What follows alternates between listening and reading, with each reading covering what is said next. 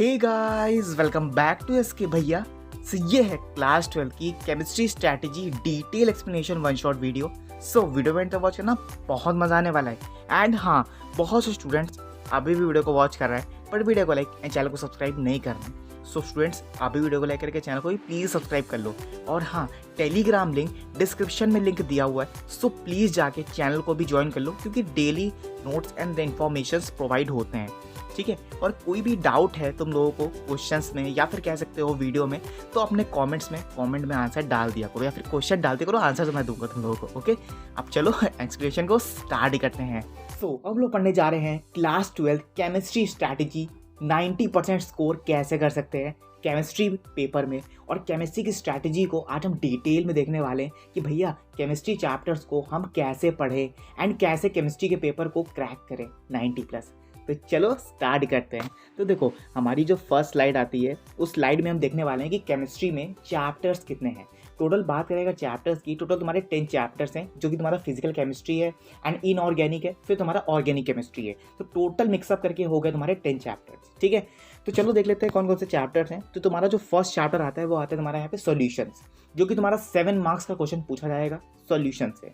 ठीक है, second chapter की बात करें तो तुम्हारा इलेक्ट्रोकेमिस्ट्री है, यहाँ से तुमको 9 मार्क्स का तुम्हारा जो क्वेश्चन है वो तुमसे पूछा जाएगा। एंड जो तुम्हारा थर्ड चैप्टर है वो है तुम्हारा यहाँ पे केमिकल काइनेटिक्स, 7 मार्क्स का, जो कि पूछा जाएगा। एंड तुम्हारा जो फोर्थ चैप्टर है वो है तुम्हारा यहाँ पे डीएनएफ ब्लॉक एलिमेंट्स, जो कि तुम्हारे से 7 मार्क्स का पूछा जाएगा। एंड यहाँ पे जो चैप्टर तुम्हारा 5 है कोऑर्डिनेशन कंपाउंड्स, उसमें से तुम्हारा यहाँ पे 7 मार्क्स का क्वेश्चन पूछा जाएगा। एंड यहाँ पे 6 chapter haloalkanes and haloarenes, जो कि तुम्हारा यहाँ पे ऑर्गेनिक केमिस्ट्री स्टार्ट होती है यहाँ से, यानी पार्ट 2 बुक। एंड तुम्हारा जो 7 चैप्टर है वो है तुम्हारा एल्कोहल, फिनॉल, ईथर्स, जो कि तुम्हारा 6 मार्क्स का यहाँ से क्वेश्चन पूछा जाएगा। एंड 8 में भी यहाँ पे aldehyde, ketones and carboxylic acid, जो कि तुम्हारा 8 मार्क्स का क्वेश्चन पूछा जाएगा। एंड तुम्हारा 9 चैप्टर है उसमें से पूछा जाएगा तुम्हारा यहाँ पे एमाइंस, जो कि तुम्हारा 6 मार्क्स का क्वेश्चन पूछा जाएगा। एंड जो तुम्हारा 10 चैप्टर है वो है तुम्हारा यहाँ पे लास्ट बायोमोलिक्यूल्स, जिसमें तुम्हारा यहाँ पे 7 मार्क्स का क्वेश्चन पूछा जाएगा। अब भैया ये तो तुम्हारे 10 चैप्टर्स तो हो गए। ठीक है, 10 चैप्टर्स तो यहाँ पे कंफर्म हो गए, बट भैया यहाँ पे कितने चैप्टर्स को पढ़ना है, क्या इंपॉर्टेंट है, ये तो बता दो थोड़ा सा। चलो देखते हैं धीरे धीरे करके। देखो, यहाँ पे एक येलो कलर का मैंने मार्क लगा रखा है केमिकल काइनेटिक्स पे। क्यों लगा रखा है? देखो, इसलिए लगा रखा है क्योंकि केमिकल काइनेटिक्स में जो तुम्हारा यहाँ पे चैप्टर है इसमें थोड़ा सा ग्राफिकल मेथड है, एंड यहाँ पे थोड़ा सा कैलकुलेशन भी है, थोड़ा सा डेरिवेशन भी है, 0 ऑर्डर में, फर्स्ट ऑर्डर में, सेकंड ऑर्डर में। तो इसको देखना थोड़ा सा इंपॉर्टेंट हो जाता है क्योंकि इसमें से थोड़े बहुत फैक्टर्स हैं एंड अदर कंसंट्रेशन है, तो जो कि तुमको यहाँ पे डिफाइन करना पड़ेगा। ठीक है, तो इसको तो पढ़ना बहुत इंपॉर्टेंट है। अब बात करें यहाँ पे थोड़ा सा और स्लाइड आगे बढ़ाते हैं, तो देखो आगे आता है हमारा पे फिजिकल केमिस्ट्री। फिजिकल केमिस्ट्री जो तुम्हारे चैप्टर आते हैं वो आता है तुम्हारे यहाँ पे solutions, second chapter electrochemistry, and third chapter तुम्हारा आता है यहाँ पे केमिकल काइनेटिक्स। ठीक है, जो कि तुम्हारा 23 मार्क्स का हो जाएगा। ठीक है, 23 मार्क्स का तुम्हारा देखो फिजिकल केमिस्ट्री आएगी। आई होप कि तुम लोगों ने सोल्यूशन चैप्टर को and electrochemistry and chemical kinetics को बहुत अच्छे से पढ़ रखा होगा, एंड नहीं भी पढ़ रखा है, अभी भी बहुत स्टूडेंट्स ने नहीं पढ़ रखा है, तो प्लीज़ एक वन शॉट वीडियो देख लो। ठीक है, अगर नहीं देख सकते तो मेरे ही चैनल पे देख लो यार, मैंने बहुत डीप में एक्सप्लेन किया है और बहुत ही कम मिनट में। ठीक है, तो जाके देख सकते हो, अभी वॉच कर सकते हो। ठीक है, 23 मिनट्स की एक वीडियो देख लो इन तीनों चैप्टर्स की। इन तीनों चैप्टर्स को देखने के बाद तुम्हारा यहाँ पे चैप्टर्स एक्सप्लेनेशन जो है वो कंप्लीट हो जाएगा। ठीक है, अब बात करते हैं यहाँ पे इनऑर्गेनिक केमिस्ट्री की। इनऑर्गेनिक केमिस्ट्री में जो तुम्हारा फर्स्ट चैप्टर आता है वो आता है तुम्हारा यहाँ पे DNF block elements. Second chapter आता है तुम्हारे यहाँ पे कोऑर्डिनेशन कंपाउंड। एंड ये तुम्हारे दो चैप्टर्स हैं, ये तुम्हारे 14 मार्क्स के हो जाएंगे। देख लो, इनऑर्गेनिक केमिस्ट्री में सिर्फ 2 चैप्टर हैं तुम्हारे भाई, देख लो 14 मार्क्स का। ठीक है, अब अभी देखो इंपॉर्टेंट बताऊंगा कौन सा चैप्टर इंपॉर्टेंट है। ठीक है, अभी छोड़ के मत जाना वीडियो, एंड तक वॉच करना, पूरा एंड तक वीडियो वॉच करना। ठीक है, अब बात करते हैं यहाँ पे कि हमारा जो फिजिकल केमिस्ट्री एंड जो तुम्हारे यहाँ पे इनऑर्गेनिक केमिस्ट्री है, ये टोटल कितनी मार्क्स की आएगी? 37 मार्क्स की तुम्हारी तो यहीं पे कंप्लीट हो जाती है। अगर तुम लोगों ने ये 5 चैप्टर को अच्छे से पढ़ रखा होगा तो 37 मार्क्स आराम से ईजिली वे में लिया होगे। ठीक है, ज़्यादा क्वेश्चन पूछे नहीं जाएंगे क्योंकि देखो डीएनएफ ब्लॉक से तुम्हारा यहाँ पे क्वेश्चन पूछा गया है, 7 मार्क्स का खाली क्वेश्चन पूछा गया है। कोऑर्डिनेशन कंपाउंड से भी 7 मार्क्स का क्वेश्चन पूछा गया है। सॉल्यूशन से भी 7 मार्क्स का क्वेश्चन पूछा गया है, और केमिकल काइनेटिक्स से भी 7 मार्क्स का क्वेश्चन पूछा गया है। सिर्फ इलेक्ट्रोकेमिस्ट्री ऐसा चैप्टर है जो कि 9 मार्क्स का क्वेश्चन पूछा गया है। क्योंकि क्यों पूछा गया है? क्योंकि यहाँ पे इलेक्ट्रिक सेल के बारे में एक्सप्लेन करना पड़ेगा तुमको। ठीक है। तुमको बताना पड़ेगा कि यहाँ पे तुम्हारा जो सॉल्ट ब्रिज है उसकी इलेक्ट्रोलिसिस क्या होती है, ठीक है, फंक्शनिंग सेल क्या होता है। तो थोड़ा सा डीप में एक्सप्लेन करना पड़ेगा तुमको कि यहाँ पे तुम्हारा जो सेल के बारे में बताया गया था, फ्यूल सेल, ड्राई सेल, इन सब के बारे में थोड़ा थोड़ा सा तुम लोग को पता होना चाहिए, ठीक है। अगर नहीं भी पता है तो एटलीस्ट एग्जाम्पल तो देख लेना एटलीस्ट, या फिर एग्जाम्पल भी नहीं देख सकते हो तो प्लीज रिएक्शन एक बार देख लेना, प्रैक्टिस कर लेना, एक बार खाली प्रैक्टिस कर लेना रिएक्शंस, ठीक है। समझ में आ गया। चलो आगे बढ़ते हैं। फिर देखो आगे जो हमारी स्लाइड आती है वो आती है हमारी यहाँ पे ऑर्गेनिक केमिस्ट्री की। ऑर्गेनिक केमिस्ट्री में जो तुम्हारा फर्स्ट चैप्टर आता है वो आता है तुम्हारा haloalkanes and haloarenes, ठीक है। सेकंड चैप्टर आता है तुम्हारा alcohol, phenols and ethers. Third आता है तुम्हारा यहाँ पे aldehyde, ketones and carboxylic acid. D आता है तुम्हारा यहाँ पे एमाइंस। एंड यहाँ पे जो तुम्हारा लास्ट चैप्टर है वो तुम्हारा बायोमोलिक्यूल्स है, ठीक है। तो तुम्हारा ये हो जाएगा 33 मार्क्स का। 33 मार्क्स का तुम्हारे टोटल चैप्टर्स हो गए। अब भैया इंपॉर्टेंट कौन कौन से हैं वो भी पता चलेगा आगे वीडियो में, ठीक है। अभी देख लो कि तुम्हारे इतने चैप्टर्स हैं, 33 मार्क्स का क्वेश्चन आएगा, तुम ऑर्गेनिक केमिस्ट्री की तरफ जाते हो तो थोड़ा सा ये रहेगा कि तुम्हारा जो फिजिकल एंड इनऑर्गेनिक केमिस्ट्री है उसमें थोड़ा फंस सकते हो। तो पूरा कंसंट्रेशन अभी तुम फिजिकल केमिस्ट्री पे और इनऑर्गेनिक पे लगाना, 37 मार्क्स इजिली कवर कर लोगे। अब बात करते हैं यहाँ पे मेन चैप्टर्स की। देखो मेन चैप्टर्स यहाँ पे हेलो एल्केन्स, हेलो अरीज तुम लोग ने पढ़ रखा होगा, ठीक है। Haloalkanes and haloarenes में क्या करना पड़ता है कि सिर्फ एल्केन्स को यहाँ पे और एरीन्स को यहाँ पे रीअरेंज करना पड़ता है, यानी लगाना पड़ता है तुमको, यानी ऐड करना पड़ेगा यार, ठीक है। सिंपल सी बात है। अल्कोहल, फिनॉल्स एंड ईथर में पता होना चाहिए कि अल्कोहल्स की रिएक्शन कौन कौन सी होगी, प्रिपरेशन पता होना चाहिए। फिनॉल्स में भी सेम कन्वर्जन पता होना चाहिए, प्रिपरेशन पता होनी चाहिए, प्रॉपर्टीज पता होनी चाहिए, ठीक है। अगर बात करें यहाँ पे ईथर्स की, ईथर में भी तुमको सेम चीज ही पता होनी चाहिए। अब भैया ये सब तो पता ही नहीं है, ये सब ना, इसके बिना कुछ और बताइए कि कैसे पास हो सकते हैं। भाई देखो अगर नहीं भी पता है कोई दिक्कत नहीं है, एक बार रीड तो कर सकते हो, एक बार रीड तो कर सकते हो, या फिर डेली एक बार रीड करोगे तो भाई ये एटलीस्ट एक दिमाग में एक चीज़ तो बैठ जाएगी कि इसकी प्रॉपर्टीज़ ये होगी, इसकी रिएक्शन ये होती है, ईथर में ये प्रॉपर्टीज़ आती हैं, एल्कोहल्स में ये रिएक्शंस होती है, एटलीस्ट इतना तो कर सकते हो ना। फिर बात करते हैं यहाँ पे थर्ड चैप्टर की, एल्डिहाइड, कीटोन से कार्बोक्सिलिक एसिड में सिर्फ भाई एल्डिहाइड की रिएक्शन पढ़ लेना, कीटोन की रिएक्शन पढ़ लेना, कार्बोक्सिलिक एसिड की रिएक्शन पढ़ लेना। अब भैया रिएक्शन तो बहुत है, उसमें से कौन सी रिएक्शन पढ़ लेंगे। देखो उसमें से रिएक्शन मैं तुम लोग को अभी एक इंपॉर्टेंट एक वीडियो और आएगी, उस वीडियो में बता दूंगा कौन कौन सी रिएक्शन इंपॉर्टेंट है, ठीक है। अभी फिलहाल तुम लोग को सारी रिएक्शंस अभी पढ़ना पड़ेगा क्योंकि भाई अभी टाइम है, ठीक है, अभी टाइम बहुत है, ठीक है। तो अल्डिहाइड, कीटोनिक, कार्बोक्सिलिक एसिड की जितनी भी रिएक्शंस तुमको दिख रही है सब एक बार रिएक्शन को प्रैक्टिस कर लो एटलीस्ट, एक फेयर कॉपी बनाओ, ठीक है। उस कॉपी में सारी रिएक्शन यानी थर्ड चैप्टर में जितनी तुम्हारी रिएक्शन है, यानी अल्डिहाइड जितनी रिएक्शंस है उन रिएक्शंस को एक तरफ लिख लो, जितनी भी कीटोन्स की है, जितनी भी कार्बोक्सिलिक एसिड की है, उन रिएक्शंस को एक बार कॉपी कर लोगे तो एक बार तुम प्रैक्टिस करोगे तो एटलीस्ट एक बार दिमाग में बैठ जाएगा कि ये रिएक्शन, ये ऐसे रिएक्शन सॉल्व होगी एंड ऐसे रिएक्शंस को, इक्वेशंस को सॉल्व कर सकते हैं। एमाइंस और बायोमोलिक्यूल्स बहुत ही शॉर्ट चैप्टर्स हैं, ठीक है, सिर्फ थ्योरी दी गई है, कोई फॉर्मूला नहीं है बायोमोलिक्यूल्स में, ठीक है। तो बायोमोलिक्यूल्स सिर्फ रीड करने वाला चैप्टर है, तो एटलीस्ट रीड कर लेना उसको एक बार, ठीक है। कुछ भी नहीं है, आरएनए पूछा गया है, डीएनए पूछा गया है, ठीक है, ग्लूकोज है, सुक्रोज है, इसकी रिएक्शन कैसे होगी, ठीक है। और यहाँ पे तुम्हारा पॉलीसैकेराइड है, ग्लाइकोसिडिक एसिड है, ठीक है, इन सब की रिएक्शन देखनी पड़ेगी तुम लोगों को। तो प्लीज एटलीस्ट एक बार तुम लोग यहाँ पे पढ़ लेना बायोमोलिक्यूल्स चैप्टर को, तो एटलीस्ट थोड़ा थोड़ा एटलीस्ट पढ़ लोगे तो 33 मार्क्स नहीं कवर कर सकते हो तो एटलीस्ट तुम लोग यहाँ पे 25 मार्क्स को कवर कर सकते हो ना, ठीक है। उसका हाफ से थोड़ा ज्यादा कवर कर सकते हो, ठीक है। अब चलो नेक्स्ट स्लाइड पे बढ़ते हैं। फिर देखो नेक्स्ट जो स्लाइड आती है हमारी वो आती है यहाँ पे केमिस्ट्री डेज प्लान, कि केमिस्ट्री को हम कैसे डे बाय डे में प्लान करके पढ़ सकते हैं। भैया क्या कौन सा चैप्टर किस दिन पढ़ें, तो भाई सिंपल सी बात है कि डे 1 तुम उठाओ, यहाँ पे एक दिन तुम लोग देख लो कि भैया 7 दिन यानी 1 वीक, ठीक है, एक हफ्ते में 1 वीक में हमको पूरा चैप्टर खत्म करना है, यानी पूरी केमिस्ट्री खत्म करनी है, ठीक है, पूरे 10 चैप्टर। तो डे 1 में तुम या तो मॉर्निंग में ले लो या फिर इवनिंग में कर लो, ठीक है। मैं ये कहूंगा कि मॉर्निंग में प्लीज एक चैप्टर खत्म करो, इवनिंग में भी एक चैप्टर खत्म कर लो। मॉर्निंग जैसे तुम उठा लो कि डीएनएफ ब्लॉक तुमको खत्म करना है, भैया सॉल्यूशन से नहीं स्टार्ट होगा, नहीं भाई, डीएनएफ ब्लॉक से स्टार्ट करो।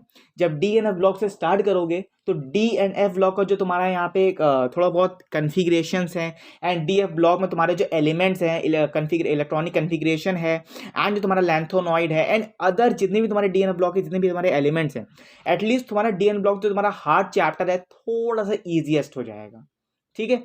डीएनएफ ब्लॉक तुम मॉर्निंग में पढ़ो एंड फिर रात में यानी इवनिंग में, ठीक है, रात में या नाइट कह सकते हो, लेकिन नाइट में मैं कहूंगा कि नाइट में अगर तुम लोग पढ़ रहे हो तो प्लीज जो तुमने मॉर्निंग में चैप्टर पढ़ा है डीएनए ब्लॉक एलिमेंट्स, एंड जो तुम इवनिंग में पढ़ रहे हो बायोमोलिक्यूल चैप्टर, उन दोनों चैप्टर्स को एटलीस्ट नाइट में रिवीजन कर लो। उन दोनों चैप्टर्स को कुछ मत करो, रिवीजन कर लो सिर्फ, और चैप्टर उठाओ ही नहीं। दो चैप्टर्स जो तुमने इवनिंग में और मॉर्निंग में पढ़ा है उसी दो चैप्टर्स को सिर्फ रिवाइज कर लो, ठीक, एटलीस्ट एक बार रिवाइज कर लो। तो अगर तुम रिवाइज कर लोगे तो जितनी तुम्हारी यहाँ पे कंसेप्ट हैं, यानी डीएनए ब्लॉक का या फिर कह सकते हो बायोमोलिक्यूल्स का, तो वन टाइम रिवीजन हो जाएगा तुम्हारा। अगर रिवाइज नहीं कर सकते हो तो एटलीस्ट उसके प्री वाईक्यूज लगा लो, डीएनए ब्लॉक के एंड यहाँ पे बायोमोलिक्यूल्स के प्री वाईक्यूज सॉल्व कर लो, ठीक है। मैं वीडियो को ज़्यादा बड़ी नहीं करूंगा, जल्दी से बता देता हूं तुम लोगों को। और देखो डे 2 में देखो बात करेंगे तो सॉल्यूशंस प्लस इलेक्ट्रोकेमिस्ट्री, दो चैप्टर्स जो कि तुम्हारे फिजिकल केमिस्ट्री के हैं, उन दो चैप्टर्स को नेक्स्ट डे उठा लो। मॉर्निंग में कर लो तुम यहाँ पे सॉल्यूशंस एंड उसके क्वेश्चंस को प्रैक्टिस कर लो, या फिर क्वेश्चन नहीं प्रैक्टिस कर सकते हो, तुमको लगता है कि भाई सॉल्यूशंस में ही आधा 2-3 घंटे निकल गए हैं, तो प्लीज़ सॉल्यूशंस को अच्छे से पढ़ो। लेकिन 2-3 घंटे अगर पढ़ रहे हो तो प्लीज़ यार मन से पढ़ना, अच्छे से पढ़ो, एंड ये भी देखो कि कंसेप्ट में क्लैरिटी आ रही है कि नहीं आ रही है, ठीक है। अब बात करते हैं इवनिंग में, तो इवनिंग में तुम इलेक्ट्रोकेमिस्ट्री ले लो। इलेक्ट्रोकेमिस्ट्री में भी 2 घंटे में या 3 आवर्स में जितना तुम्हें टाइम लग रहा है उतने टाइम में तुम खत्म कर लो। मैं ये नहीं कहूँगा कि खत्म करने के बाद क्वेश्चंस लगाओ, डायरेक्ट नहीं लगाओ क्वेश्चंस, खत्म कर लो चैप्टर को। नाइट ले लो, अगर नाइट में भाई, तो अगर जो भी स्टूडेंट भाई अगर नाइट में स्टे हैं भाई, पढ़ रहे हैं, रुक के पढ़ रहे हैं, तो प्लीज़ मैं उन लोग से यही रिकमेंड करूंगा कि 2 चैप्टर्स तुमने जो इवनिंग में और मॉर्निंग में पढ़ रखा है उन दोनों चैप्टर्स का या फिर प्री वाईक्यूज सॉल्व कर लो। अगर प्री वाईक्यूज नहीं मन कर रहा सॉल्व करने का तो एटलीस्ट रिवीजन कर लो उन दोनों चैप्टर्स का। सैम्पल पेपर मत सॉल्व करना यार, क्योंकि सैम्पल पेपर से उतना नहीं आता है, ठीक है। सैम्पल पेपर मैं यही रिकमेंड करूंगा मत लगाना यार, इससे अच्छा तो तुम लोग प्री वाईक्यूज लगा लो, ठीक है। प्री वाईक्यूज वेरी इंपॉर्टेंट है, प्री वाईक्यूज से ही क्वेश्चन पूछे जाते हैं। अब बात करते हैं डे 3 की। डे 3 में आता है हमारे यहाँ पे केमिकल काइनेटिक्स और प्लस में कोऑर्डिनेशन कंपाउंड्स। केमिकल काइनेटिक्स की अगर बात करें यहाँ पे, तो केमिकल काइनेटिक्स तुम यहाँ पे मॉर्निंग में कर लो, या फिर कोऑर्डिनेशन कंपाउंड मॉर्निंग में कर लो और इवनिंग में कर लो तुम यहाँ पे केमिकल काइनेटिक्स, ठीक है। तो केमिकल काइनेटिक्स तुम्हारा थोड़ा सा हार्ड चैप्टर है, बिकॉज ऑफ यहाँ पे हार्ड इसलिए क्योंकि यहाँ पे ग्राफ पूछे जाते हैं, एंड यहाँ पे जो first order and second order and third order तुम्हारा दिया गया है, इसमें से तुम लोगों को सिर्फ ग्राफ पढ़ लेना, फैक्टर्स पढ़ लो, रेट ऑफ कंसंट्रेशन पढ़ लो, रेट की कंसंट्रेशन क्या होती है, एंड यहाँ पे जीरो ऑर्डर का फॉर्मूला याद होना चाहिए, उसकी रेट इक्वेशन याद होनी चाहिए, ठीक है। Zero order, first order, second order, ठीक है, समझ में आ गया। मतलब इतनी सारी चीजें क्लियर होनी चाहिए, ठीक है। इट्स वेरी इंपॉर्टेंट, ये थोड़ी बहुत इंपॉर्टेंट चीजें हैं, ठीक है। अब बात करते हैं डे 4 की। तो डे 4 में रख लो तुम haloalkanes and haloarenes. Haloalkanes को तुम मॉर्निंग में कर लो, हेलो एरीन्स को तुम लोग या फिर इवनिंग में कर लो, ठीक है। अगर दोनों चैप्टर तुम्हारे मॉर्निंग में ही हो जाते हैं, छोटे छोटे चैप्टर्स हैं, या तो तुमको पढ़ने की सिर्फ मैकेनिज्म देखनी है एंड रिएक्शंस पढ़नी है, ठीक है। अगर दोनों चैप्टर तुम्हारे यहाँ पे मॉर्निंग में ही खत्म हो जाते हैं, ठीक है, मॉर्निंग में तुमने खत्म कर लिया, तो तुम इवनिंग में एटलीस्ट उसके क्वेश्चन को सॉल्व कर लो, नहीं तो रिवीजन कर लो एक बार, रिवीजन करने के बाद फिर क्वेश्चन को सॉल्व करो, ठीक है। बात करें डे 5 की, एल्कोहल्स, फिनॉल्स एंड ईथर की बात करें अगर, तो तुम यहाँ पे डे 5 ले लो, यानी एक चैप्टर को तुम लो, पहले पढ़ो एल्कोहल्स क्या होता है। एल्कोहल्स देखो, एल्कोहल्स क्या होता है ये मत पढ़ना लगना ना, एल्कोहल्स ये पढ़ना कि उसकी मैकेनिज्म क्या क्या होगी एंड उसकी रिएक्शंस क्या क्या हो सकती है, उससे रिलेटेड जो भी प्रीवाइक्यूज तुमको मिले हैं या फिर जो प्रीवाइक्यूज मैंने तुम लोग को अपलोड करे हैं, एटलीस्ट उन प्रीवाइक्यूज को सॉल्व कर लो, ठीक है। एक पीडीएफ तुम लोगों को प्रोवाइड किया जाएगा टेलीग्राम पे, उस पीडीएफ को ओपन करना, उसमें ढेर सारे प्रीवाइक्यूज होंगे, उन प्रीवाइक्यूज को प्लीज सॉल्व करो। फिर पढ़ना फिनॉल एंड ईथर क्या होता है, और उसके बाद इवनिंग में एक बार वन टाइम रीड कर लेना या फिर रिवीजन कर लेना, एंड नाइट में भाई तुम लोग प्लीज प्रीवाइक्यूज को सॉल्व कर लेना, ठीक है। अब डे 6 की बात करें तो सिर्फ डे 6 में भी तुम लोग को सेम काम करना है। सबसे पहले पढ़ना है कि अल्डिहाइड क्या होता है, कीटोन क्या होता है, एंड कार्बोक्सिलिक एसिड क्या होता है, ठीक है। आई होप कि पता है, क्योंकि लेक्चर्स में एक्सप्लेन करा गया डिटेल में, तो उसी लेक्चर को ही वॉच कर सकते हो। अगर लगता है कि मॉर्निंग में तीनों चीज़ खत्म हो जाती है तो इवनिंग में तुम लोग एक बार जो मैंने लेक्चर प्रोवाइड किया है, उस प्रोवाइड लेक्चर है उसको तुम एक बार यहाँ पे रिवीजन कर सकते हो उस लेक्चर से, ठीक है। अब बात करें यहाँ पे लास्ट चैप्टर की, तो लास्ट चैप्टर तुम्हारा जो आता है यानी डे 7 जो तुम्हारा लास्ट डे है, उसमें तुमको करना क्या है, एमाइंस का रिवीजन करना है, एमाइंस करना है और प्लस में उसका एमाइंस का रिवीजन कर लो एक बार कि एमाइंस होता क्या है। अगर रिवीजन हो भी जाता है तो उसके प्री वाईक्यूज सॉल्व कर लो, समझ में आ रहा है। तो ये तुम्हारा जो 7 डेज हैं, ऐसे 7 डेज में तुम्हारी केमिस्ट्री खत्म हो सकती है। जिन स्टूडेंट्स ने अभी तक भी कुछ नहीं पढ़ा है, अभी तक भी कुछ नहीं पढ़ा है, तो प्लीज़ एटलीस्ट जब वीडियो अपलोड हो रही है, अभी से ही वीडियो को देखने के बाद, प्लीज़ वीडियो को देखने के बाद अभी भी केमिस्ट्री उठाओ, एक एक चैप्टर को पढ़ना स्टार्ट कर दो। अगर वीडियो नहीं देख पा रहे हो, अगर नहीं पढ़ना है तो प्लीज़ एक बार तुम लोग वीडियो ही वॉच कर लो कि एटलीस्ट तुम्हारा एक यहाँ पे एम तो क्लियर हो जाएगा कि केमिस्ट्री में एक एक चैप्टर तुम्हारे के थोड़ा थोड़ा कंसेप्ट तो क्लियर है, थोड़ा थोड़ा क्वेश्चन तो सॉल्व कर सकते हो। ठीक है, ऐसे करके तुम्हारी केमिस्ट्री 100% मेरे को पता ही हो जाएगी तुम लोगों से। ठीक है, मुझे भाई मैं यही चीज़ कह रहा हूँ कि अगर एटलीस्ट ऐसे फॉलो करोगे तो एटलीस्ट तुम्हारी 100% केमिस्ट्री के जितने भी तुम्हारे चैप्टर्स हैं उसका एक डर खत्म हो जाएगा। ठीक है, जो क्वेश्चंस का डर बैठा है वो डर खत्म हो जाएगा। ठीक है, तो ऐसे तुम लोग क्वेश्चंस को प्रैक्टिस कर सकते हो and day by day chapters को भी रिवाइज कर सकते हो। समझ में आ गया? आई होप कि समझ भी आ गया होगा गाइस। और हाँ, बहुत से स्टूडेंट्स अभी वीडियो को देख रहे हैं बट वीडियो को लाइक चैनल को सब्सक्राइब नहीं कर रहे हैं। तो स्टूडेंट्स अभी वीडियो को लाइक करके चैनल को भी प्लीज सब्सक्राइब करो यार। हमारा छोटा सा प्यारा सा बटन है व्हाइट कलर का, उसको भी प्लीज क्लिक कर लो। अब चलो आगे बढ़ते हैं। आगे जो हमारी स्लाइड आती है वो स्लाइड आती है हमारी यहाँ पे केमिस्ट्री इंपॉर्टेंट डिवीजन की। अब बात करते हैं भैया केमिस्ट्री में चैप्टर्स बता दो क्या क्या पढ़ना है उन चैप्टर्स के अंदर। आपने ये तो बता दिया कि सारे चैप्टर्स पढ़ने हैं, बट सारे चैप्टर्स में क्या क्या इंपॉर्टेंट लग रहा है वो बता दो थोड़ा सा। देखो, सॉल्यूशंस में सिर्फ इतना पढ़ लो कि सॉल्यूशन की कंसंट्रेशन क्या होती है, कॉलिगेटिव प्रॉपर्टीज क्या होती है, वैन हॉफ फैक्टर क्या होता है एंड हेनरीज लॉ क्या होता है। इतना सफिशिएंट है, इतना पढ़ लो अच्छे से, एकदम अच्छे से पढ़ना तो सफिशिएंट है। और साथ में न्यूमेरिकल भी भाई प्लीज लगा लेना। ठीक है, जो मतलब सॉल्व न्यूमेरिकल है तुम्हारे, सॉल्व न्यूमेरिकल एनसीईआरटी में एटलीस्ट वो लगाना, उसके बाद तो प्रीवाइक्यूज को सॉल्व कर सकते हो। अब बात करते हैं यहाँ पे सेकंड चैप्टर की। सेकंड चैप्टर तुम्हारा आता है यहाँ पे इलेक्ट्रोकेमिस्ट्री। इलेक्ट्रोकेमिस्ट्री में बात करें तो इलेक्ट्रोलाइटिक सेल क्या होता है। ठीक है, ई कैथोड माइनस का ई एनोड का क्या यूज है। ठीक है, अब बात करते हैं यहाँ पे नियरेस्ट इक्वेशन की, ये क्या होता है, इलेक्ट्रोलाइटिक सेल क्या होता है, कोलैश लॉ क्या होता है और फैराडेज लॉ क्या होता है, यानी first law and second law. ठीक है, ये दोनों लॉज क्या क्या कहते हैं हम लोगों को। ठीक है, इतनी चीजें तुम अगर इलेक्ट्रोकेमिस्ट्री में पढ़ लेते हो। और साथ में इलेक्ट्रोलाइटिक सेल की बात करें तो तुम्हारा ड्राई सेल क्या होता है, मर्क्यूरी सेल क्या होता है, लिग्लांजे सेल क्या होता है एंड फ्यूल सेल क्या होता है, ये सब भी तुम लोग थोड़ा थोड़ा पढ़ना पड़ेगा। ठीक है, तब जाके तुम्हारा इलेक्ट्रोकेमिस्ट्री यहाँ पे कंप्लीट होगा। उसी के 9 नंबर मिलेंगे भाई, 9 क्वेश्चन, 9 मतलब 9 मार्क्स का जो क्वेश्चन है तुम्हारा यहाँ पे पूछा जाएगा तुमसे इलेक्ट्रोकेमिस्ट्री में। अब बात करें यहाँ पे थर्ड चैप्टर की। थर्ड चैप्टर में को लिखा हुआ है कि केमिकल काइनेटिक्स में तुमको क्या क्या पढ़ना है, जीरो ऑर्डर रिएक्शन पढ़नी है। इंटीग्रेटेड फॉर्म में सिर्फ ओनली फॉर्मूला पता होना चाहिए। अगर इंटीग्रेटेड फॉर्म आती है तो अच्छी बात है, नहीं तो एक बार वन टाइम रीड कर लेना यार। यही नहीं कि तुम फॉर्मूला देके चले जाओ, देखो मोस्टली फॉर्मूला ही आता है। ठीक है, इंटीग्रेटेड फॉर्म बहुत कम आती है, लेकिन एक बार प्रैक्टिस जरूर कर लेना भाई। जीरो ऑर्डर रिएक्शन की एक बार जो इंटीग्रेटेड फॉर्म के जो कैलकुलेशंस है उसकी एक बार प्रैक्टिस कर लेना। ठीक है, जब प्रैक्टिस कर लोगे तो एक आइडिया रहेगा कि हाँ क्लिक हो रहा है थोड़ा माइंड में, तो ऐसे हम लोग यहाँ पे सॉल्व कर सकते हैं।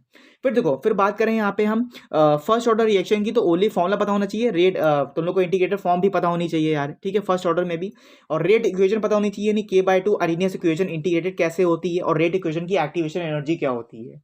ठीक है, ये भी पता होना चाहिए। चलो अब बात करें यहाँ पे क्वेश्चन पॉइंट नंबर 4 की, यानी चैप्टर नंबर 4 की। तो यहाँ पे कोऑर्डिनेशन कंपाउंड्स में तुमको नॉमेनक्लेचर पता होना चाहिए, वैलेंस बेस्ड थ्योरी पता होना चाहिए, crystal field theory and isomerism पता होना चाहिए। मतलब छोटी छोटी चीजें इसलिए डाली कि थोड़ी इतनी सारी चीजें पता होनी चाहिए इन चैप्टर्स में। ठीक है, अब बात करें लास्ट चैप्टर की। तो लास्ट चैप्टर आता है तुम्हारे यहाँ पे डीएनएफ ब्लॉक एलिमेंट्स में। फिजिकल प्रॉपर्टीज पता होनी चाहिए, यानी डी ब्लॉक की और एफ ब्लॉक की। रिएक्शंस पता होनी चाहिए, K2Cr2O7 की क्या रिएक्शन की, KMnO4 की क्या रिएक्शंस थी। इलेक्ट्रॉनिक कन्फिग्रेशन आना चाहिए। ठीक है, इलेक्ट्रॉनिक कन्फिग्रेशन आना चाहिए कि वो पैरामैग्नेटिक है कि डायमैग्नेटिक भी आना चाहिए। समझ में आ गया? अब बात करते हैं यहाँ पे हम थोड़ा सा आगे बढ़ के ऑर्गेनिक केमिस्ट्री की, कि ऑर्गेनिक केमिस्ट्री में भैया कैसे रिवीजन करें। तो हमारा जो फर्स्ट चैप्टर आता है, यानी चैप्टर नंबर 6, वो आता है हमारे यहाँ पे haloalkanes and haloarenes. Haloalkanes and haloarenes में तुमको नेम रिएक्शन आनी चाहिए, प्लस उसकी मैकेनिज्म आनी चाहिए, प्लस जो उसमें डिस्टिंग्विश टेस्ट जो पूछा गया तुमसे वो भी तुम लोगों को यहाँ पे आना चाहिए। उसमें जो कन्वर्जेंस है सिर्फ वो देख लेना। ठीक है, रिएक्शन है एसिडिक बेस की स्ट्रेंथ देख लेना, बस इतना सफिशिएंट है। ठीक है, अब इतनी भाई देखो, इतनी चीज तुम लोग नहीं कर पाओगे तो भाई फिर केमिस्ट्री का पेपर देखो, केमिस्ट्री का पेपर सिर्फ इजी आता है, वो देखने को लगता है कि भैया हार्ड है लेकिन इजी आता है। अगर इतनी चीज भी कर लोगे ना तो तब भी तुम्हारा 80+ जा सकता है आराम से। ठीक है, बहुत ही इजी वे में 80+ जाएगा आराम से। बट इतनी चीजें बहुत कंसेप्ट के साथ और बहुत ही यूजफुल तरीके से करना। ये नहीं कि भाई हवा में कर लिया अच्छे से, हाँ भैया कर लिया, जितना भैया बताया उतना कर लिया, नहीं, प्रैक्टिस करते रहो अच्छे से, क्वेश्चंस की प्रैक्टिस करो, प्रीवाईक्यू भाई बहुत लगाओ। प्रीवैक्यूज जितना हो सके उतने प्रीवैक्यूज लगा डालो, ठीक है। अब ये नहीं कि भाई उतारते जा रहे हैं, क्वेश्चन को देखो, क्वेश्चन को रीड करो, क्वेश्चन को रीड करने के बाद उसका आंसर क्या कह रहा है, उसके आंसर को भी कंसेप्ट के साथ समझो। अगर नहीं आता है तो प्लीज एटलीस्ट कमेंट्स में डाल दो अपना कमेंट, तो एटलीस्ट मैं पढ़ के उसको बता सकता हूँ तुम लोगों को कि भैया ऐसे ऐसे सॉल्व कर सकते हो तुम लोग। कोई भी डाउट लगता है तो कमेंट्स में, अपना कमेंट्स में जो क्वेश्चन है डाल दिया करो, मैं तुम लोग को वहाँ पे आंसर तुम लोग को प्रोवाइड कर दूंगा, ठीक है। और कुछ भी लगता है कि भैया टेलीग्राम पे ये चीज़ प्रोवाइड कर दो, नोट्स प्रोवाइड कर दो, मैं हर चीज़ प्रोवाइड कर दूंगा, बट पढ़ो अच्छे से, ठीक है। चलो अब वापस अपने ट्रैक पे आते हैं। तो क्वेश्चन अब बात करते हैं यहाँ पे चैप्टर नंबर 7 की। तो चैप्टर नंबर 7 में आता है तुम्हारा अल्कोहल्स, फिनॉल्स एंड ईथर। इसमें भी तुम लोग को यहाँ पे name reactions, mechanism, distinguish, test and conversions, reaction है एसिड बेसिक स्ट्रेंथ पता होनी चाहिए, इतनी रिएक्शन इंपॉर्टेंट है बस, ठीक है। और बात करें यहाँ पे चैप्टर नंबर 8 की, चैप्टर नंबर 8 में भी देखो सेम चीज़ है, एल्डिहाइड, कीटोन, कार्बोक्सिलिक एसिड में भी name reaction, mechanism, distinguish, test, conversions and reactions यहाँ पता होनी चाहिए, एसिड बेसिक स्ट्रेंथ की। चैप्टर नंबर 9 देखा जाए तो यहाँ पे एमाइज चैप्टर जो तुम्हारा है वो आता है यहाँ पे नेम रिएक्शन, यानी नेम रिएक्शन क्या होगी और साथ में उसकी मैकेनिज्म भी आनी चाहिए, डिस्टिंग्विश टेस्ट भी आना चाहिए एंड कन्वर्जेंस और रिएक्शंस आनी चाहिए, एसिड बेसिक स्ट्रेंथ क्या होती है। और बॉइलिंग पॉइंट तो बहुत इंपॉर्टेंट है कि बॉइलिंग पॉइंट का तुम क्वेश्चन दे दिया गया और कहा गया कि बॉइलिंग पॉइंट में रीअरेंज करके दिखाओ, तो ईजिली वे में तुम लोग रीअरेंज कर लोगे, ठीक है। अब बात करते हैं लास्ट चैप्टर की। तो बायोमोलिक्यूल्स में सबसे पहले पूछा जाता है तुम्हारा यहाँ पे name reaction, mechanism, distinguish test, conversion, reaction, acid basic strength and reaction पूछी जाएगी यहाँ पे ग्लूकोज एंड सुक्रोज की। भैया CH2O6 होता है, H2O डाल दोगे सुक्रोज बन जाएगा, सॉरी सुक्रोज नहीं तुम H2O डाल दोगे तो यहाँ पे ग्लूकोज और फ्रक्टोज बन जाएगा, ठीक है। समझ में आ रहा है, समझ में आ रहा है ना एक एक चीज़। अब देखो इतनी सारी चीज़ें बता दिए हैं तो ईजिली अब पढ़ना स्टार्ट कर दो, अभी भी बहुत टाइम है, ठीक है। अच्छे से तुम लोग कवर अप कर लोगे पूरी केमिस्ट्री को एंड सारे प्रीवैक्यूज को भी अभी भी सॉल्व कर लो, सॉल्व करते रहो यार, अभी सॉल्व मत करो, सॉल्व करते रहो। और डे बाय जो डे प्लान बताया मैंने तुम लोगों को, प्लीज़ उस 7 डेज में एक एक चैप्टर को उठा के यार अच्छे से मॉर्निंग एंड इवनिंग कर करके रिविजन कर सकते हो यार, ठीक है। अच्छे से प्लीज़ कर लेना रिवीजन एंड यहाँ पे नाइट में तुम लोग यहाँ पे क्वेश्चंस को प्रैक्टिस कर लो या फिर प्रीवाइक्यूज लगा लो, ठीक है। बहुत से चीज़ें हैं, बहुत से माइंड में आते हैं कि भाई ये चीज़ कर लिया जाए, ये कर लिया जाए, रिएक्शन प्रैक्टिस कर लिया जाए, नहीं नहीं। देखो रिएक्शन प्रैक्टिस जब करो जब क्वेश्चंस में देखो कि कौन कौन सी रिएक्शन बार बार मोस्ट रिपीटेड है, ठीक है, उन रिएक्शंस को प्रैक्टिस करो, अदरवाइज और कुछ मत करो यार, ठीक है। बाकी प्रीवाइक्यूज को सॉल्व करते रहो, रिएक्शन जो है उसको प्रैक्टिस करते रहो, ठीक है। और रीड करते रहो, रिवीजन करते रहो सारी डेफिनेशंस को, सारे चैप्टर्स की डेफिनेशंस को, ठीक है। ऑल अदर कन्वर्जेंस देखते रहो, मैकेनिज्म देखते रहो, ठीक है, रिएक्शंस देखते रहो, प्रॉपर्टीज देखते रहो सारी, ठीक है। इन सबको खाली रिवीजन करते रहो। चलो आगे बढ़ते हैं। फिर देखो आगे आता है हमारा यहाँ पे instructions and pro tips. Instructions कैसे देना है हम लोग को भैया, इंस्ट्रक्शंस भैया कौन कौन सी इंस्ट्रक्शंस जो कि भैया बोर्ड में तुम लोग पेपर देने जाओगे एंड बोर्ड से पहले तुम लोग को कैसे एक बार फिर से रिवीजन करना है एंड यहाँ पे टिप्स देख लो। फिर देखो बात करें यहाँ पे ए पॉइंट की, तो ए पॉइंट में लिखा गया है केमिस्ट्री का जो पेपर लेवल है वो 80% ईजी आएगा, देख लो यहाँ पे भी लिख दिया गया है 80% ईजी आएगा, 10% मॉडरेट आएगा एंड 10% मॉडरेट प्लस रहेगा, ठीक है। तो देखो इजी रहेगा पेपर, ये मत सोचो कि भैया आप भैया इजी रहेगा बता दिया आपने, आप तो कुछ हल्का फुल्का पढ़ लो, नहीं भाई इजी उन लोग के लिए रहेगा जिन्होंने जितना मैंने तुम लोग को बताया सिर्फ उतना पढ़ लोगे, इतना इजी लगेगा, नहीं तो इजी लगेगा नहीं पेपर, ठीक है। इजी देखो पेपर इजी आता है, लेकिन जब कुछ भी नहीं पढ़ोगे तो भाई इजी लगेगा ही नहीं तुम लोग को पेपर। अगर कुछ भी नहीं पढ़ोगे तो इजी लगेगा ही नहीं, इजी लोग लगेगा जिन लोगों ने पढ़ रखा होगा, ठीक है। अभी भी टाइम है, अच्छे से पढ़ो, ठीक है। अभी भी टाइम है, कोई टाइम अभी खत्म नहीं हुआ है, अभी टाइम है, ठीक है। तो अच्छे से पढ़ो, 80% ईजी रहेगा तुम्हारा और 10% मॉडरेट एंड 10% तुम्हारा मॉडरेट प्लस रहेगा। बात करते हैं पॉइंट नंबर बी की। तो पॉइंट नंबर बी में देखो लिखा हुआ है कि ऑल चैप्टर वाइज रिवीजन करो, ठीक है। चैप्टर वाइज रिवीजन करना स्टार्ट करो। इंपॉर्टेंट मैकेनिज्म जो तुम लोग को बताई गई है या नहीं बताई गई तो मैं टेलीग्राम पे अपलोड कर दूंगा इंपॉर्टेंट मैकेनिज्म्स, उन मैकेनिज्म्स को अच्छे से देखो। या फिर पता होगा कि एल्डिहाइड, कीटोन में, कार्बोक्सिलिक एसिड में, एल्कोहल, फिनॉल एंड ईथर में और एमाइंस में, यानी यही 3 चैप्टर्स हैं जिनमें मैकेनिज्म पूछी गई है तुमसे, जो कि इंपॉर्टेंट मैकेनिज्म है, वो मैकेनिज्म तुम लोग को यहाँ पे पढ़ना है। टेस्ट और डिस्टिंग्विश, टेस्ट और डिस्टिंग्विश में तुम्हारा कौन सा टेस्ट पूछा जाएगा। देखो सबसे पहला जो टेस्ट आता है वो तुम्हारा यहाँ पे आता है Tollens test and Baeyer's reagent and यहाँ पे आता है तुम्हारा फेलिंग सॉल्यूशन। तो ये सारे जितने भी तुम्हारे टेस्ट हैं तो इन टेस्ट को एक बार रिवाइज कर लो या फिर कह सकते हो एक बार प्रैक्टिस कर लो, ठीक है। डिस्टिंग्विश टेस्ट में बहुत से टेस्ट ऐसे हैं, ठीक है, जिसको तुम यहाँ पे प्रैक्टिस कर सकते हो। डेली कन्वर्जन्स को भी प्रैक्टिस करो, एक बार तुम अगर प्रैक्टिस करोगे, ठीक है, तो तुम्हारा तो ये भी एक कन्वर्जन तुम्हारी यहाँ पे लर्न हो जाएगी, ठीक है। अब बात करते हैं यहाँ पे थर्ड पॉइंट की। थर्ड पॉइंट में तो लिखा है कि अगर तुम वीडियोस को वॉच कर रहे हो, अगर चैप्टर वाइज वीडियोस को अगर वॉच कर रहे हो, ठीक है, कहीं से वॉच करो, चाहे मेरे चैनल से कर रहे हो या फिर कोई अदर बैच से भी अगर पढ़ रहे हो, ठीक है, एटलीस्ट अगर उस चैप्टर को अगर पढ़ लो तो एटलीस्ट उसका एक नोट्स बना लो। अभी तक कोई भी स्टूडेंट्स अगर नोट्स नहीं बनाया है तो अगर तुम लोग कोई भी एक वन शॉट वीडियो देख रहे हो, ठीक है, अगर कोई भी चैप्टर्स की वीडियो देख रहे हो, किसी भी बैच की चैप्टर की वीडियो देख रहे हो, तो एटलीस्ट उसका एक नोट्स बना लो। नोट्स बनाने के बाद यहाँ पे एक ऐसा नोट्स बनाओ कि वो एक्सटेंसिव लगे। एक्सटेंसिव कहने का मतलब है कि अभी तक तुमने वन शॉट वीडियो में जो भी देखा, ठीक है, तो अगर तुमने देखा कि अगर हमारा यहाँ पे कह सकते हो कि इलेक्ट्रोकेमिस्ट्री में जो हमने ड्राई सेल देखा, तो ड्राई सेल की डेफिनेशन क्या होगी, उस डेफिनेशन को लिखो। लिखने के बाद उसका यहाँ पे एग्जांपल लिख लो। उसके बाद देखो कि हमने मर्क्यूरी सेल में क्या रिप्रेजेंट किया, उसको यहाँ पे रिप्रेजेंट करके एक शॉर्ट वे में लिख सकते हो। एंड फिर देखो तुमने यहाँ पे लिक्लांचिया सेल क्या होता है एंड फ्यूल सेल क्या होता है, तो ऐसे करके एक नोट्स बना सकते हो। उस नोट्स पर ये रहेगा कि एग्जाम टाइम में तुम लोग को थोड़ा सा ईजी वे हो जाएगा कि हमने वन शॉट वीडियो में ये देखा था, तो हमने ये नोट्स बना लिया, एक बार वन टाइम यहाँ पे रिविजन हो जाएगा तुम्हारा यहाँ पे, ठीक है। सी पॉइंट तुम लोग को ये कहता है। एंड डी पॉइंट में देखो लिखा गया है कि डी पॉइंट में जो हमारे इंटेक्स क्वेश्चन है, एनसीईआरटी के जो इंटेक्स क्वेश्चन है उसको एक बार रिवाइज कर लो, ठीक है, प्रैक्टिस करके रिवाइज कर लो। बैक एक्सरसाइज जो दिया गया है एनसीईआरटी में ही बात बता रहा हूँ, एनसीईआरटी में जो बैक एक्सरसाइज दिया गया है चैप्टर वाइज, उन चैप्टर वाइज बैक एक्सरसाइज को एक बार रिवाइज कर लो, एक बार प्रैक्टिस कर लो। जितने भी तुम्हारे प्रीवाइक्यूज हैं चैप्टर वाइज एक बार उसको प्रैक्टिस कर लो, ठीक है। हर चीज़ को मतलब प्रैक्टिस करना ही करना है, ठीक है। चलो बात करते हैं पॉइंट नंबर ई की। तो पॉइंट नंबर ई में देखो लिखा हुआ है एक बार क्विक रिवीजन कर लो, ठीक है। डेली करना, एक बार नहीं करना है, एक बार नहीं करना है, क्योंकि डेली रिवीजन करना है तुमको। डे बाय डे रिवीजन करते रहो, ठीक है, धीरे धीरे। और प्रीवाइक्यूज को भी प्रैक्टिस करते रहो। जो भी चैप्टर रिवाइज कर रहे हो उसका एक प्रीवाइक्यूज लगाते रहो, या फिर अगर चैप्टर रिवाइज नहीं कर रहे हो, अगर डेली प्रीवाइक्यूज सॉल्व कर रहे हो, ठीक है, 2016 से लेकर के 2024 तक जितने भी प्रीवाइक्यूज हैं एक बार प्रीवाइक्यूज को भी सॉल्व कर लेना। या फिर अगर डेली प्रीवाइक्यू लगा तो अच्छी बात है, प्रीवाइक्यू भी लगाओ, ठीक है। लेकिन चैप्टर को भी रिवाइज करते रहो एक बार, नहीं तो चैप्टर का यहाँ पे थोड़ा भूल सकते हो यहाँ पे, ठीक है। तो चैप्टर को भी रिवाइज करते रहो। तो और ये फिर बात करते हैं यहाँ पे हमारा एफ पॉइंट की। तो एफ पॉइंट में लिखा गया है कि हमको डेली फॉर्मूले शीट को वन टाइम रीड करना है और यहाँ पे ग्राफ देखना है हम लोगों को, ठीक है। तो देखो डेली फॉर्मूले शीट एक बार एक फॉर्मूले शीट बना लो। देखो फॉर्मूले वैसे है नहीं तुम्हारे चैप्टर में, ठीक है, लेकिन अगर तुम लगता है कि कोई फॉर्मुलेज हैं तो उन फॉर्मुलेज को लिख सकते हो। नहीं तो फॉर्मुलेज की जगह पे यहाँ पे तुम लोग कर लो कि यहाँ पे तुम्हारी जितनी भी डेफिनेशंस हैं उसको एक बार रिवाइज कर लो। एंड यहाँ पे तुम्हारा यहाँ पे जितने भी तुम्हारे प्रीवाइक्यूज हैं, न्यूमेरिकल नहीं डालूंगा क्योंकि मैं न्यूमेरिकल नहीं चाहता हूँ लगाओ, प्रीवाइक्यूज को ही सॉल्व करो। प्रीवाइक्यूज में ही न्यूमेरिकल जो होंगे तुम्हारे, ठीक है, प्रीवियस के जो पेपर है उसमें देखना न्यूमेरिकल होंगे, उस न्यूमेरिकल को ही सॉल्व करो सिर्फ, ठीक है। वन टाइम रीड कर सकते हो यहाँ पे फॉर्मुले शीट, ठीक है। मतलब फॉर्मुले शीट नहीं, मतलब जो तुम्हारा प्रीवाइक्यूज पेपर है उसको एक बार रीड करने के बाद तब सॉल्व करो। और एक टाइम एम भी लगा लो कि इस टाइम में मेरा इतना पेपर सॉल्व हो रहा है। ग्राफ की बात करें तो ग्राफ में देखो यहाँ पे केमिकल काइनेटिक्स की ग्राफ में तुम्हारा यहाँ पे सिर्फ एक ही चैप्टर में तुम्हारा ग्राफ पूछा गया है एंड कैलकुलेशंस है। केमिकल काइनेटिक्स में तुम्हारा यहाँ पे ग्राफ है, ठीक है। तो केमिकल काइनेटिक्स में तुम लोग ग्राफ को सॉल्व कर सकते हो।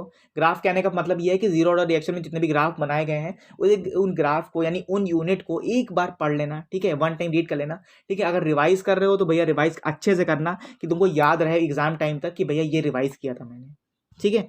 तो आज के लिए इतना ही रखते हैं। आई होप कि ये जो स्ट्रैटेजी वीडियो है इंग्लिश की वो इजी लगी होगी, ठीक है। ओनली वीडियो 27 मिनट्स की रखते हैं। तो अगर वीडियो अच्छी लगी तो प्लीज़ वीडियो को लाइक करके चैनल को भी प्लीज़ सब्सक्राइब कर लो। और मिलते हैं हमारी एक नई वीडियो के साथ में, स्ट्रैटेजी वीडियो के साथ में।